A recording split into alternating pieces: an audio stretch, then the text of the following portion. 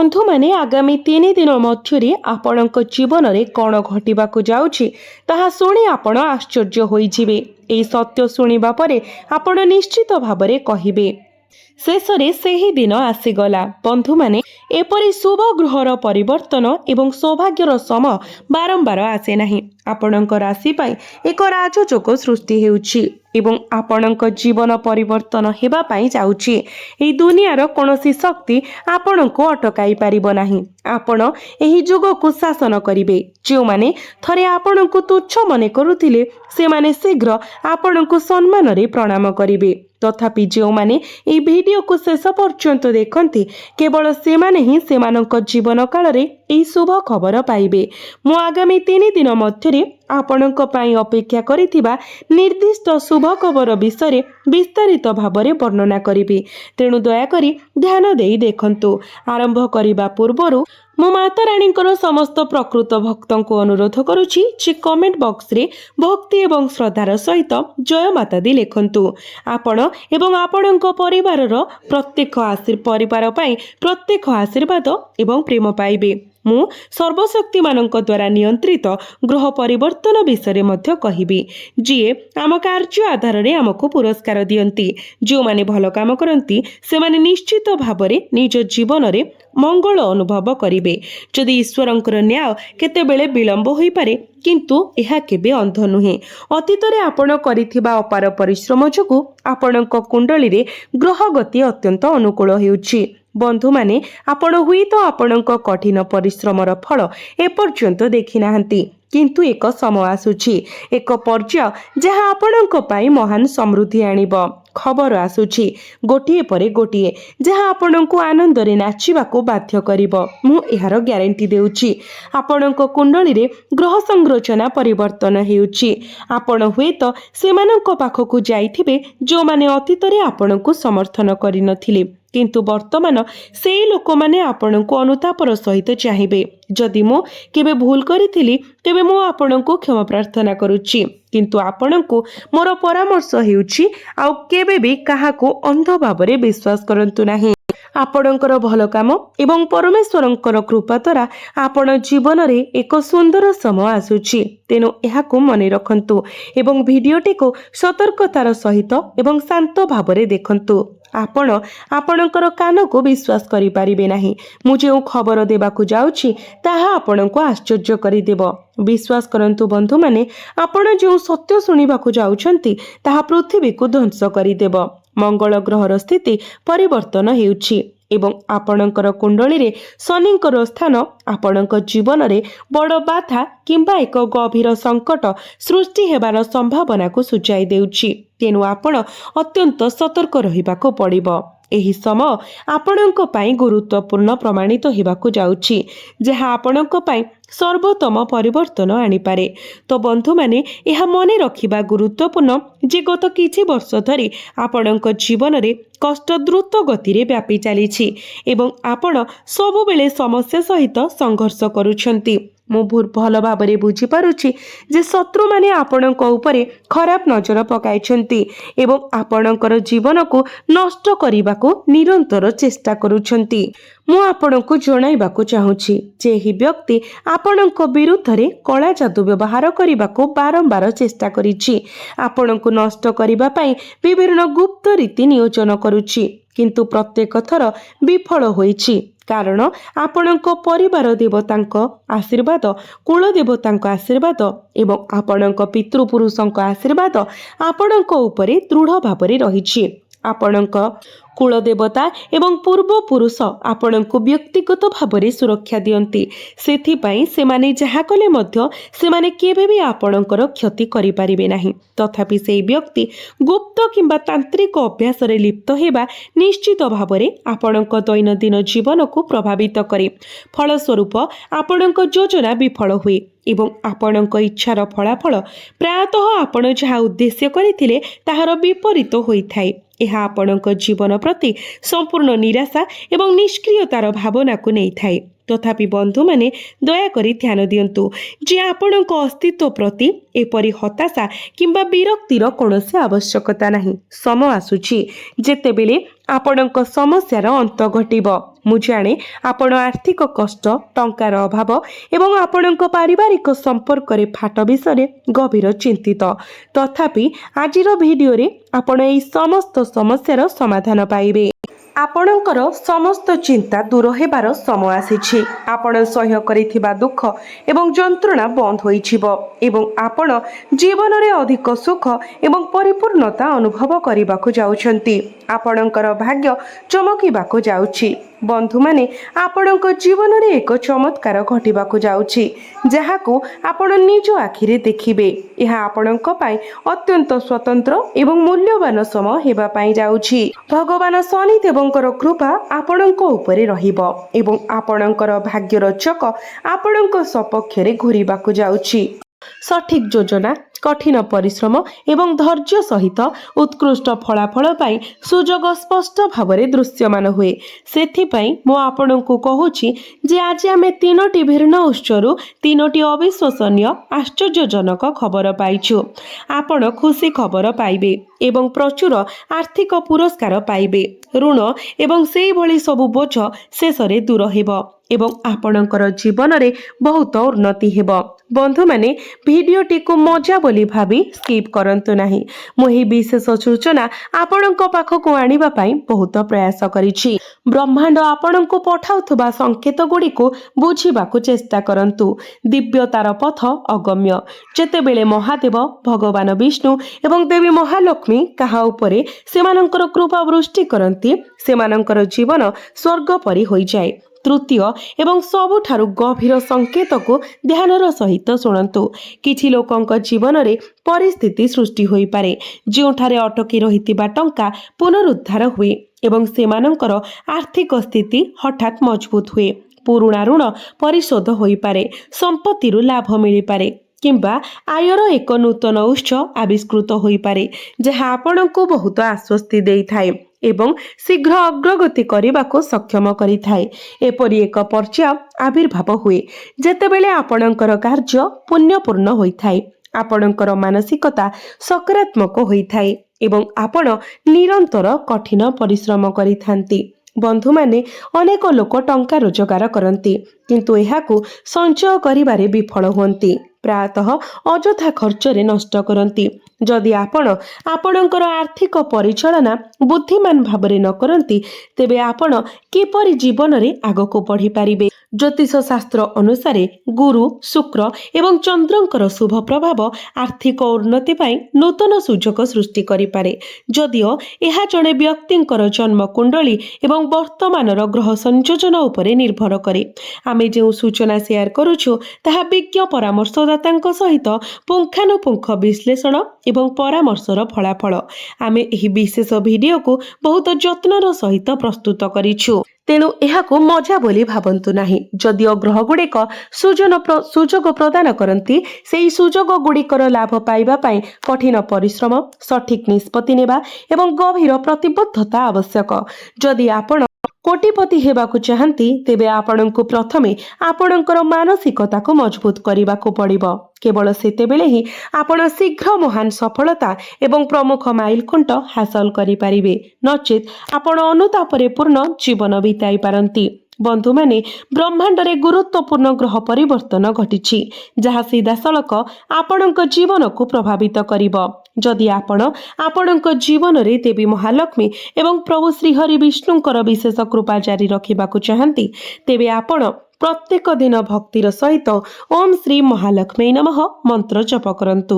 ଏହା ସହିତ ଯେତେବେଳେ ସମ୍ଭବ ହୁଏ, ଗୁରୁବାର ଏବଂ ଶୁକ୍ରବାର ଦିନ ଅସହାୟମାନଙ୍କୁ ସାହାଯ୍ୟ କରିବା ପାଇଁ ଚେଷ୍ଟା କରନ୍ତୁ। ଏହା ବିଶ୍ୱାସ କରାଯାଏ ଯେ ଦାନ, ପୁଣ୍ୟ କାର୍ଯ୍ୟ ଏବଂ ସକାରାତ୍ମକ ଚିନ୍ତା ଦ୍ୱାରା ଶୁଭ ଫଳାଫଳର ସମ୍ଭାବନାକୁ ବୃଦ୍ଧି କରେ ଏବଂ ଆପଣଙ୍କ ଭିତରେ ଏକ ଅନନ୍ୟ ପ୍ରକାରର ଶକ୍ତି ସୃଷ୍ଟି କରେ, ଯାହା ଆପଣଙ୍କୁ ଖୁସି ଆଣିଥାଏ। ଜଣେ ବ୍ୟକ୍ତି ମାସକୁ ଲକ୍ଷ ଲକ୍ଷ କିମ୍ବା କୋଟି କୋଟି ରୋଜଗାର କରିପାରିବେ, କିନ୍ତୁ ଏଥିପାଇଁ ବଡ଼ ଚିନ୍ତା ଶକ୍ତିର ଆବଶ୍ୟକ। ଯଦି ଆପଣ ଆଜିର ସୂଚନାକୁ ମୂଲ୍ୟବାନ ଭାବନ୍ତି ତେବେ ଭିଡ଼ିଓକୁ ଲାଇକ୍ କରନ୍ତୁ ଏବଂ ଚ୍ୟାନେଲଟିକୁ ସବସ୍କ୍ରାଇବ୍ କରନ୍ତୁ।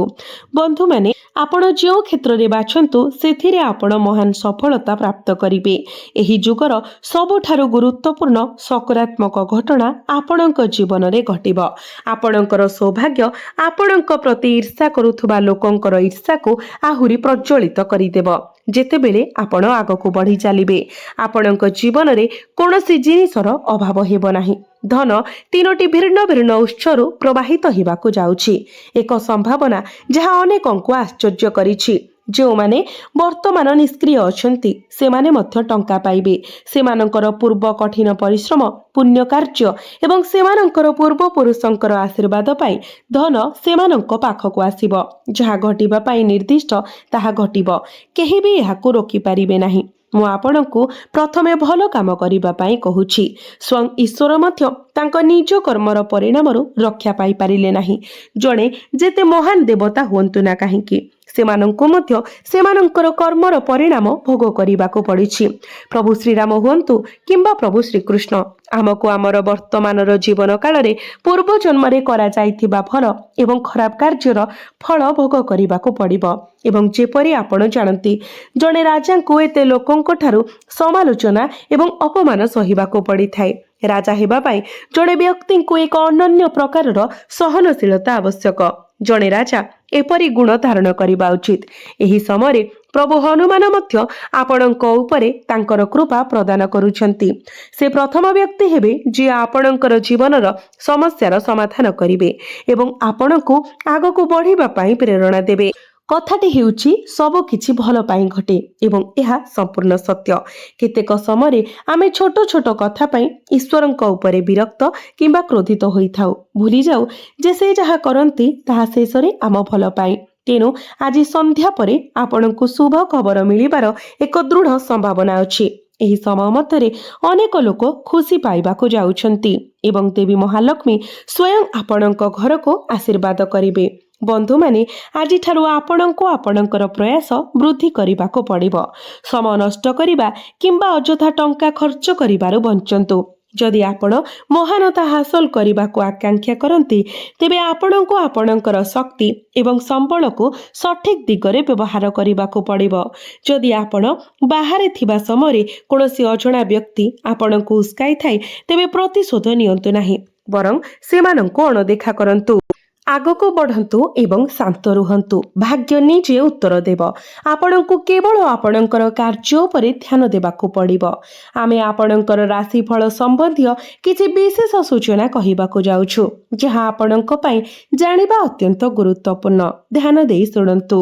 ଆପଣଙ୍କ ପାଇଁ ଗୃହ ପରିବର୍ତ୍ତନ ଦ୍ୱାରା ସୂଚିତ ହୋଇଥିବା ଅନୁସାରେ ଆଜି ସକାରାତ୍ମକ ପରିବର୍ତ୍ତନ ଆସିବାକୁ ଯାଉଛି। ପରିବାରର ଜଣେ ଯୋଗ୍ୟ ସଦସ୍ୟଙ୍କ ପାଇଁ ଏକ ଭଲ ବିବାହ ପ୍ରସ୍ତାବ ଆସିପାରେ। ଆପଣ ରାଜନୈତିକ ସମ୍ପର୍କରୁ ଲାଭ ପାଇବେ ଏବଂ ବାରମ୍ବାର ବିଳମ୍ବ ହେଉଥିବା କାର୍ଯ୍ୟ ଶେଷରେ ଏକ ଫୋନ୍ କଲ୍ ମାଧ୍ୟମରେ ସମାପ୍ତ ହୋଇପାରେ। ଆପଣ ସଫଳତାର ସହ ପରିବାର ଏବଂ ବ୍ୟବସାୟିକ ଦାୟିତ୍ୱକୁ ସନ୍ତୁଳିତ କରିବେ, ଯାହା ଉତ୍କୃଷ୍ଟ। ଯଦି ଜିନିଷଗୁଡ଼ିକ ଯୋଜନା ଅନୁଯାୟୀ ନ ହୁଏ, ତେବେ ଆପଣ କିଛି ଚାପ ଅନୁଭବ କରିପାରନ୍ତି। ମୁଁ ଆପଣଙ୍କୁ ପରାମର୍ଶ ଦେଉଛି ଯେ ଚିନ୍ତା କରନ୍ତୁ ନାହିଁ ଏବଂ ଧୈର୍ଯ୍ୟ ରଖନ୍ତୁ। ନିକଟତର ଲୋକଙ୍କୁ ବିଶ୍ୱାସ କରିବା ଦ୍ୱାରା ଆପଣଙ୍କର ସମ୍ପର୍କ ମଜବୁତ ହେବ। ତଥାପି ସତର୍କ ରୁହନ୍ତୁ, କାରଣ ଆପଣଙ୍କର ସାମର୍ଥ୍ୟ ଠାରୁ ଅଧିକ ଖର୍ଚ୍ଚ କରିବା କିମ୍ବା ଟଙ୍କା ଉଧାର ନେବା ଆପଣଙ୍କର ଚାପ ସ୍ତରକୁ ବୃଦ୍ଧି କରିପାରେ। ଆପଣ ସମ୍ପ୍ରତି ଆପଣଙ୍କର କର୍ମକ୍ଷେତ୍ରରେ ହୋଇଥିବା ପରିବର୍ତ୍ତନରୁ ସକାରାତ୍ମକ ଫଳାଫଳ ମଧ୍ୟ ଦେଖିବେ। କଠିନ ପରିଶ୍ରମ କରନ୍ତୁ ଏବଂ ଧ୍ୟାନ ଦିଅନ୍ତୁ। ବ୍ୟବସାୟିକ କାରବାରରେ ସତର୍କତା ଅବଲମ୍ବନ କରନ୍ତୁ। ଆପଣ କାର୍ଯ୍ୟସ୍ଥଳରେ ଜଣେ ସହକର୍ମୀଙ୍କ ସହିତ କିଛି ସମସ୍ୟାର ସମ୍ମୁଖୀନ ହୋଇପାରନ୍ତି, କିନ୍ତୁ ବିବାହିତ ବ୍ୟକ୍ତିମାନେ ଭଲ ଖବର ପାଇପାରନ୍ତି। ପାରିବାରିକ ପରିବେଶ ସୁଖଦ ରହିବ ଏବଂ ମନୋରଞ୍ଜନ ପାଇଁ ଯୋଜନା ପ୍ରସ୍ତୁତ ହୋଇପାରେ। ଆପଣ ପିଠି କିମ୍ବା ଗୋଡ଼ ଯନ୍ତ୍ରଣା ଅନୁଭବ କରିପାରନ୍ତି ଏବଂ ଏସିଡିଟି ମଧ୍ୟ ଅସୁବିଧାଜନକ ହୋଇପାରେ। ତେଣୁ ଆପଣଙ୍କର ଖାଦ୍ୟ ଏବଂ ଔଷଧ ପ୍ରତି ଧ୍ୟାନ ଦିଅନ୍ତୁ।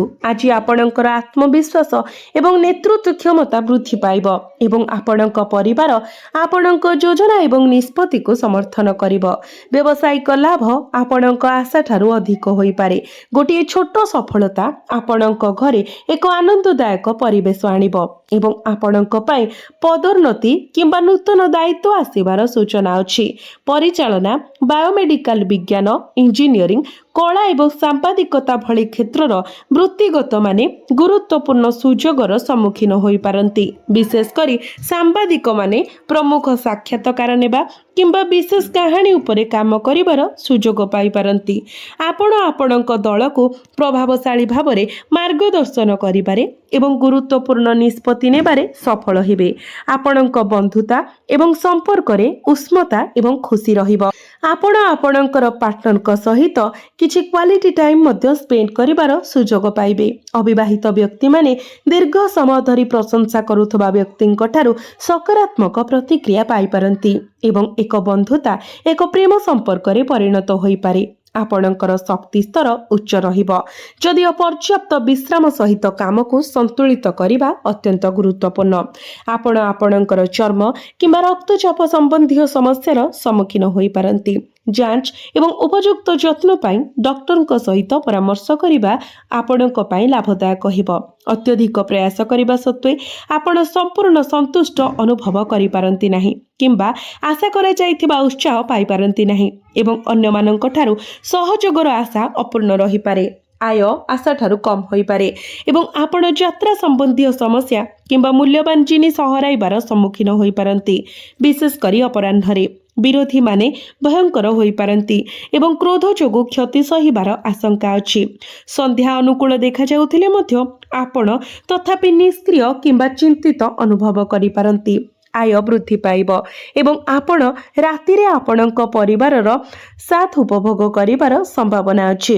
ବ୍ୟବସାୟିକ ସମ୍ଭାବନା ଭଲ ଦେଖାଯାଉଛି ଏବଂ ଆପଣ ଆପଣଙ୍କ ଚାକିରିରେ ଭଲ ଫଳାଫଳ ହାସଲ କରିବେ। ଆପଣଙ୍କ ପ୍ରେମ ଜୀବନରେ ଅସମ୍ପୂର୍ଣ୍ଣତା ଅନୁଭବ ହୋଇପାରେ, ଯଦିଓ ଆପଣଙ୍କ ସାଥୀଙ୍କ ସହିତ ବିବାହ କମିଯିବ।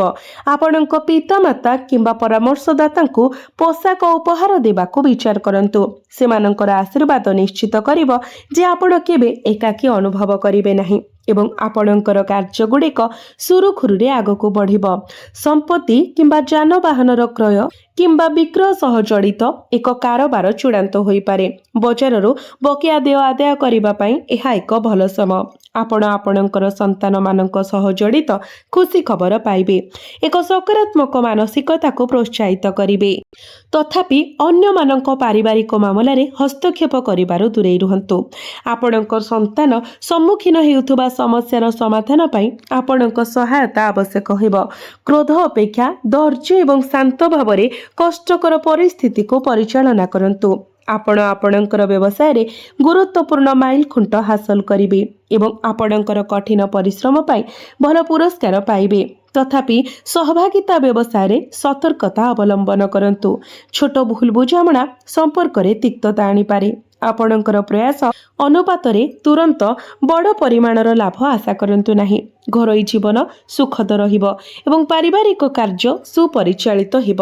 ବିବାହ ସମ୍ପର୍କରେ ଘରୋଇ ଶାନ୍ତି ଏବଂ ଖୁସିକୁ ବାଧା ଦେଇପାରେ। ଋତୁକାଳୀନ ରୋଗ ବିରୁଦ୍ଧରେ ସତର୍କତା ଅବଲମ୍ବନ କରନ୍ତୁ। ଥ୍ରୋଟ୍ ଇନଫେକ୍ସନ୍, କାଶ କିମ୍ବା ଥଣ୍ଡା ଅନୁଭବ କରିପାରନ୍ତି, ତେଣୁ ଆବଶ୍ୟକ ହେଲେ ଡାକ୍ତରୀ ପରାମର୍ଶ ନିଅନ୍ତୁ।